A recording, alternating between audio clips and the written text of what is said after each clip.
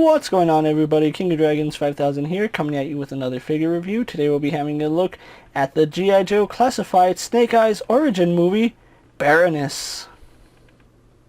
And so here we have the Snake Eyes origin, Baroness, posed and out of the packaging.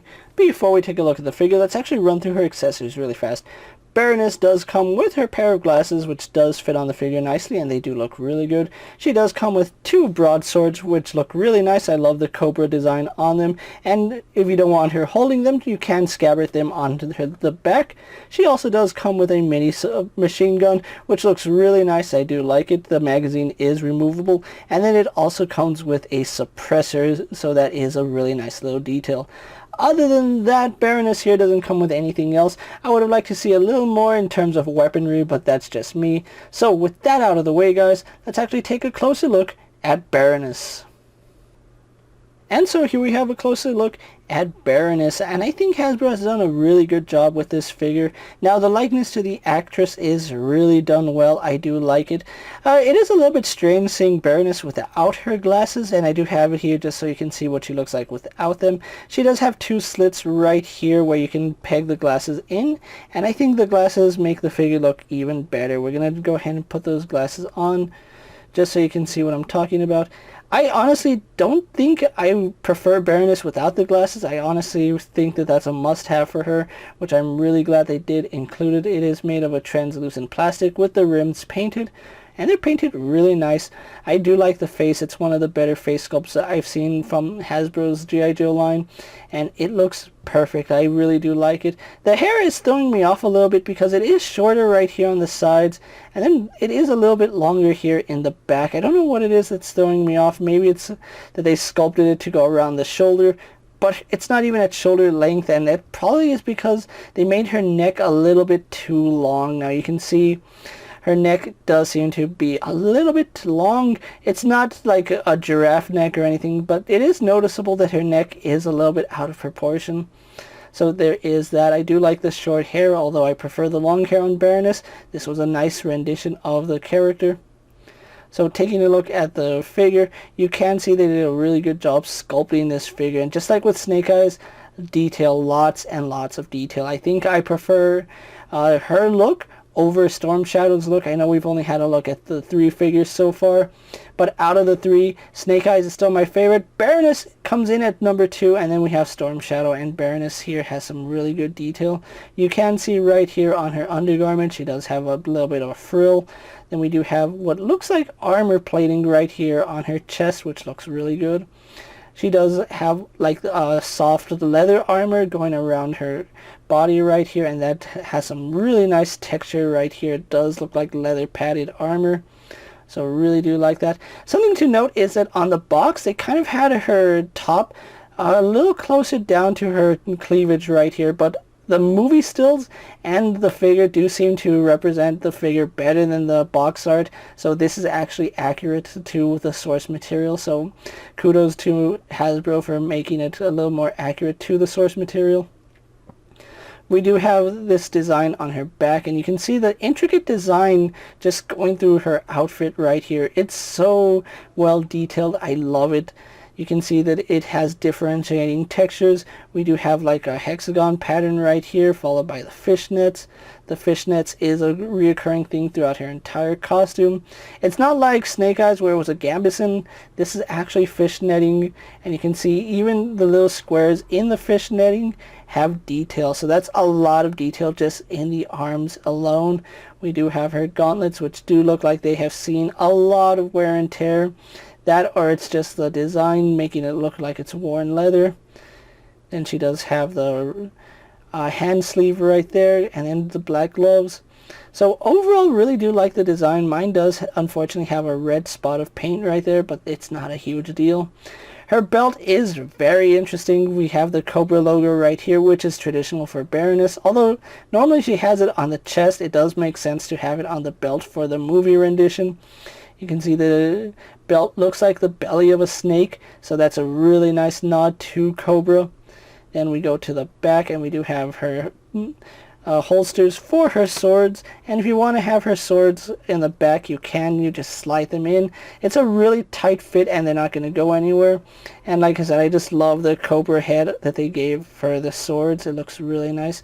The belt thankfully isn't attached to her person, so it does move around and get out of the way when you're posing her. And then we have more of that fish netting right here on her hips, which look really good going down here. We have that padded armor right here, and then some almost leather padding right here for her pants. So they did a really good job just sculpting this. This does look a lot like her gauntlet right there.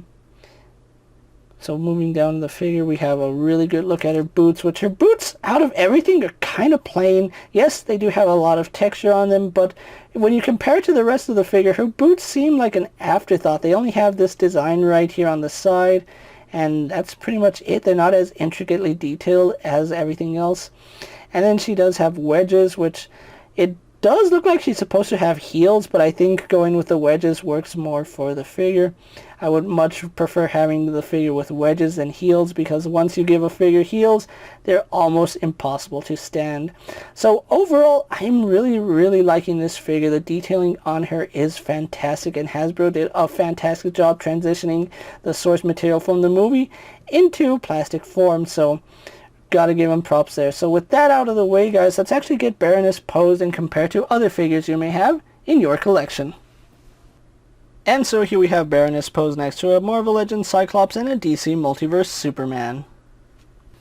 Here we have Baroness posed next to a WWE Elite Scale figure and a Mezco 1/12 Collective Popeye the Sailor Man.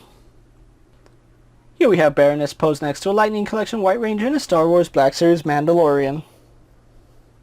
And finally, here we do have Baroness posed next to the Snake Eyes Origins, Snake Eyes, and Storm Shadow. So with the comparisons out of the way, let's actually run through her articulation really fast. Baroness does have a ball hinge at the head, but with her hair, as you would expect, it is a little bit hindered looking up. She can look down quite a bit. That is a really severe angle that her neck does go down, and it does move on that ball joint really well. I do like it. As you can see, it does turn left and right. We do have another ball joint here at the neck, but it really doesn't provide that much extra movement. They could have just gone with a hinge, and that's far enough. It does pivot side to side a little bit, but again, we get that with the ball joint. So yeah, there's a lot of things that joint really shouldn't be there, but I guess they just had to do it on all their figures. She does have a butterfly joint, which you can see it works really nice. It goes better backwards than it does going forward, so that is a little bit unfortunate. Now, she is a little bit hindered when going all the way around her arm, because the way her shoulder pad is designed, it does shoot her arm off at an angle, so do be aware of that. It is a softer plastic, but it doesn't let her arm go up all the way vertically. Going out to the side, it only goes out to about that far. It does appear that the sculpt does hinder the articulation just a little bit. No bicep swivel, but we do get a hinge here at the elbow, and that does rotate in case you wanted to. So in lieu of a bicep swivel, we do have a swivel here. We do have a hinge at the hand, which does go up and down, and then we have rotation on that hand. She does have a ball joint at the torso, but mine seems to be really stiff. It doesn't really want to move all too much. I know it can move, but mine just doesn't want to move. I don't know what it is. Maybe if I force it, it'll move, but yeah, I don't want to risk damaging the figure, because you can see you don't want to scrape the plastic, because that's a big no-no, especially when it comes to figures. But it does rotate, and like I said, it is really stiff on mine for some reason. She does have a ball joint at the waist, but just like with the torso, it's a really stiff joint, and it does click, as you can hear it. That's a clicking joint and doesn't provide much back and forth movement. Might just be stuck. I'll have to hit that with a hairdryer just to see what happens. Hips are on the drop down ball hinge, so they do go down. They go out to the side, right about there. Go back, out, no problem. We do have a thigh swivel, but for some reason it's angled. I don't like angled thigh swivels. Those don't really work, to be quite honest. We do have a double hinge at the knee, kind of stiff, but it gives us so much range. Just look at that. She's a contortionist. Going back to her leg, we do have a boot cut swivel, but just like with her thigh, it is at an angle, and I don't understand why that is. Don't angled joints like that, especially right here in these two areas. It does throw the figure off a little bit. We do have a hinge in the ankle that goes back and forward, and then we have forward facing pin for rocker ankle, but having her ankle straight, it just provides almost a vertical swivel, so do be aware of that. So overall, Baroness has some pretty decent articulation. It's not the best that we've seen, but it's not the worst we've ever had a look at, so I can say it's a pass. So with that out of the way, guys, let's actually take a break, get a pose for my final thoughts, and then we'll wrap up this review. And so here we have the G.I. Joe Classified Snake Eyes Origin Movie Baroness posed for my final thoughts. And overall, I think Hasbro has done a really good job with this figure. I think the detailing on her is one of the better outings, especially for the Classified series. I know a lot of figures have dedicated sculpts. This Baroness figure is perfect in my opinion. Yeah, there might be some inconsistencies with the movie, but in figure form, this is still a really solid figure. Now, I'm not one to really imagine Baroness using swords. I think Baroness is more of the brains and uses firearms, but it does make sense that she's a jack of all trades. For Cobra, it makes the most sense for her to use swords, especially against a ninja who uses swords.